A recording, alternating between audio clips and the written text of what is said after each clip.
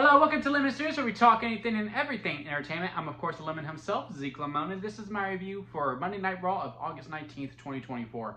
But before we get into that, let's get the house cleaning out of the way, shall we? I'm going to leave a like, comment below, let me know your thoughts on this week's episode of Raw, and of course, hit that subscribe button as it helps me grow into my YouTube career. I would greatly appreciate it. Now, all that out of the way, let's get into the review. So, I would say this episode of Monday Night Raw was still good. I think they really nail Monday nights when it comes to storylines. They have a couple that are just being spread throughout the show themselves, like a Bronson Reed, like the Karrion Kross and Xavier Woods, which it does look like we're going to do the turn of Xavier Woods going against Kofi Kingston, because it does seem, because that line of when he goes, "You're right, I'm the problem and I will take care of it." And, you know, they obviously doing some obvious camera angles where, hey, Woods was looking for the hot tag. He tags Odyssey Jones, obviously, because he was the closest one there. I'm very curious to see how that's going to go post-Karrion. It does seem like now, if you looked at WWE's social media, that they did a video with Karrion going, hey, maybe I just need to drive their car into it. And Scarlett was like, maybe leave him alone. It's going to implode on itself. Why don't I take care of you? Where, you know, they heavily implied that, you know, they were going to have sex, and I'm sorry, that's just how the video ends pretty much. So it does look like now we're just going to focus on Kofi, Xavier, and Odyssey in this whole triangle, if you will, of do they let Odyssey Jones into the group. And it does look like maybe Woods does turn a little bit, and then maybe it is Big E that has to come in and tell Woods, hey, it's okay, and then they'll be back together. I don't think it'll be a permanent breakup. I think the New Day still makes too much money for them to stay broken up. But I do think this is a necessary thing for them. I think they are very good characters that you do showcase on television. And in this little mini, you know, stuff, if you will, because brothers fight. Brothers fight, and, you know, you just need to lash it out sometimes. And it's going to be a very interesting story to see, especially with how Odyssey Jones fits in. Does he stay in the group? Does he go away? I'm very interested in that now. It does look like we're past the Karrion Kross segment within that. Then our WWE Women's Tag Team Championship, again, I just need some more promos. I think the match overall was really, really good. But you could just tell the crowd wasn't that into it because they just weren't that invested in the stories. And again, I commend WWE and Monday Night Raw for having these storylines that are just being pursued on the week-to-week television. Like, you know, this ain't going to be on a PLE. But you tune in because you know this is going to be happening somewhere in the middle of the show.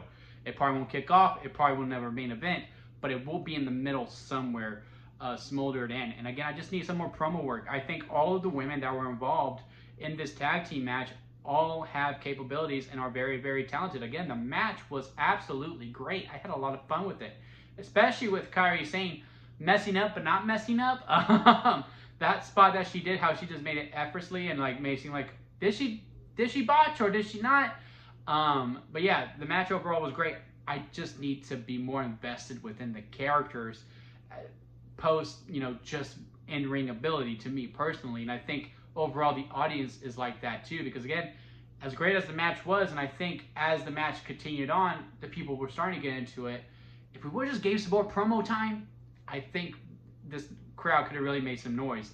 And you know, sometimes these storylines do work. That just happened on a PLE, because you're like, well, Z, you just answered your own question. They're not on PLE, so why do we got to get invested?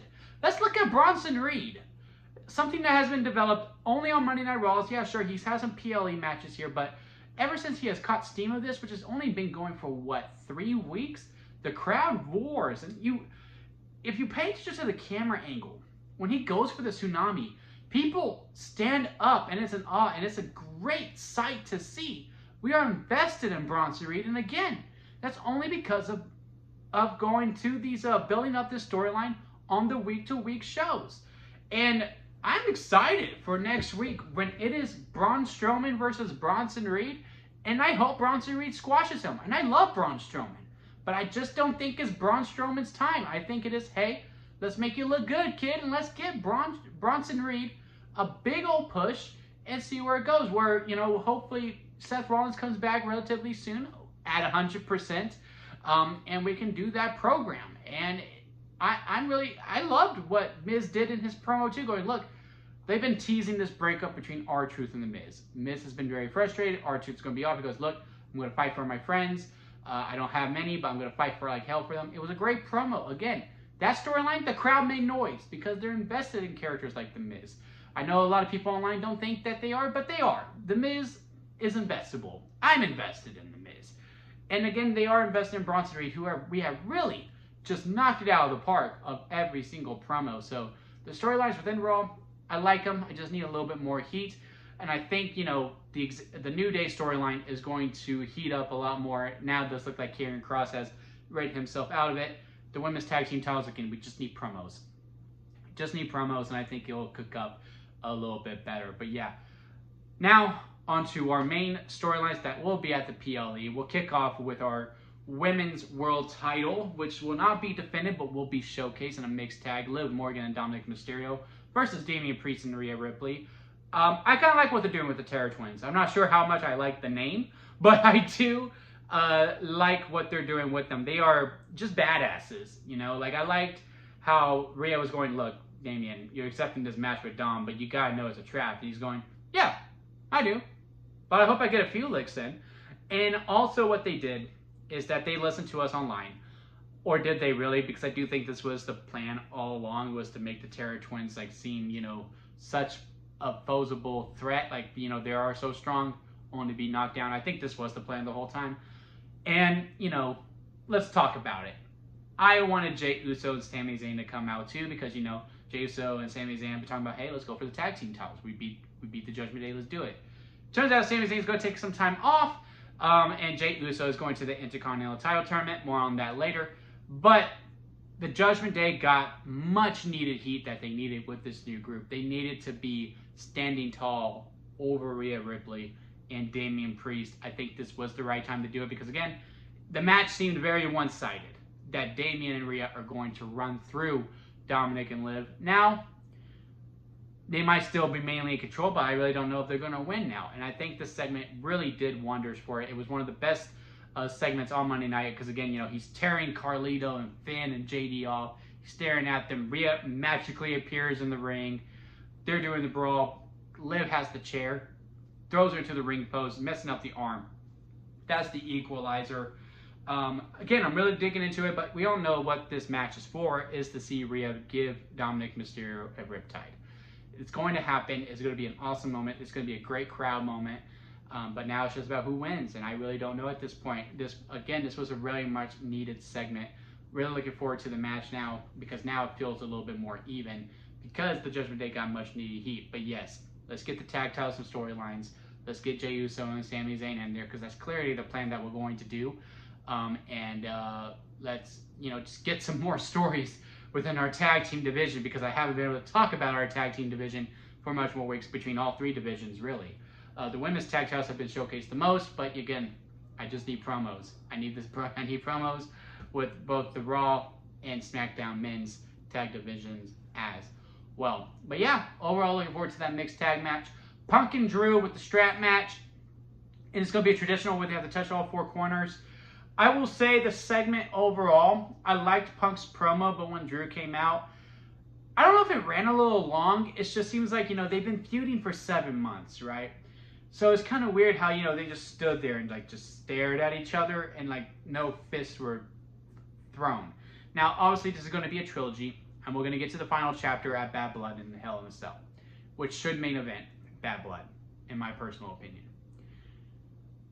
Obviously, that is where, you know, we finish off, and maybe, you know, after we do the strap match where he's like, okay, now here we go. Let's just fight every single week until we get inside that cell. And I get it. I just would have liked if, you know, Drew was, like, running away, like he didn't want to step in the ring with Punk, because, you know, that's the narrative that we're saying. Drew already beat Punk, so why would Drew want to constantly be with him? But yeah, he keeps talking about it, and Punk's like, nope. So that way we are tied side by side. I just think there's a little bit of a disconnect there. But overall, I mean, I'm still looking forward to it. They're both really big stars, and, you know, they're great. They're great on the on the mic, and, you know, I liked the promo for the most part. It just fell a little flat for me. It just fell a little flat. Like, I liked it, but I didn't like it. You know what I mean? Maybe not, but it's just one of those things. I'm just like, it just wasn't as good as it used to be. You know, it's like Godfather Part 3. I still think Godfather Part 3 is a fine movie. Hell, I would even say it's good. but compared to Godfather Part 1 and Part 2, there is a big disconnect, and that's what this promo was. It was Godfather Part 3. Hopefully that makes sense to you. Now, our World Heavyweight Championship. The main one that we are getting to for Bash in Berlin, it is our closing match, Randy Orton versus Gunther, which might be a ruckus crowd, if you will, for a lack of a better word that I just cannot think of. Hostile, that's it. A hostile crowd for Randy Orton if Gunther does have home field. Like the promo before where Orton's like, look, I don't really respect Gunther anymore. He made it too personally for me. And then they had the match, Ludwig Kaiser versus Orton. And, you know, they had the good match. And this is where, you know, again, even though it's 3 hours, and for the most part they got it figured out, they can't seem to close. They are always rushing to the end on Raw. But on SmackDown, we always seem to end like 5 minutes early. I don't understand how the structuring goes. I don't know what it is. Because, yes, Orton gets the win. He hits the RKO 1, 2, 3. Him and Gunther start brawling. And you see on the social medias as well that Orton does give him another RKO. We have another, you know, they kept going off camera. Maybe that was the plan overall. I don't know. But it did seem like they ran out of time. And they're like, okay, get this to the crowd. You know, we had that with Dominic and Liv on their first kiss as well. So, yeah. I mean, that's the only thing that really fell flat for me. I'm just excited for the match to get going. I think Gunther is going to be a great world champion. I think Randy is a great first defense for him. Really not much more to say there. And now we just got to get to talk about the Intercontinental title, which probably will not be defended at Bash of the Berlin, which I do find weird. I find that weird that the Intercontinental title is not being defended where, you know, they're going international. But yeah, we're going to have a tournament for Bron Brekker. Had a great video package for him at the start of the show where it was really like a star has been made. And then they had another backstage promo with him, and he's talking about, hey, we have a tournament. Adam Pearce is trying to slow me down because he just wants to wreck bodies. He doesn't care who he defends the title against. He just wants to get in the ring and beat them up. And he delivered the promo excellently. Then we check in with Jey Uso. Go, look, Sammy's going to be gone for a little bit, but I'm going to enter the Intercontinental Tournament. If that's Braun first program, I really don't know who wins because I do think Jey is owed a singles title. But Braun should go on the long reign. But I'm also, if you've been following me, you know, I don't really care for long reigns right now. I kind of want to mix it up a little bit. I want that 1% of doubt to be bestowed upon me within all the titles, not just the main ones. Or, you know, the tag titles, if you will, where, you know, they obviously don't have that much faith in. But anyway, that's either here or there. I'm really looking forward to see who's all in it. I'm assuming we're going to have Ilya Dragunov in it. Sheamus is going to be in it. Pete Dunne. Ludwig Kaiser. I think it's going to be a who's who of the mid-card division because the mid-card is just so healthy right now within on Monday nights. SmackDown, we're starting to get there.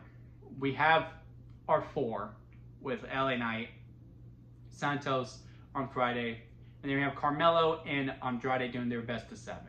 We just need to expand the mid-card on SmackDown a little bit too, but on Raw, they are thriving right now within the mid-card. It is one of the best mid-cards probably in all the companies, including AEW, TNA, NXT, if you want to count that as a different brand. But yeah, I mean, if you put up any other wrestling program within just their mid-card, I rival Monday night's mid-card against any of them. I think it is the healthiest out of all of them. But yeah, overall, that was Monday Night Raw. I really enjoyed the show. We didn't talk about Pete Dunne and Sheamus that much. It was a great match. It was a good opener.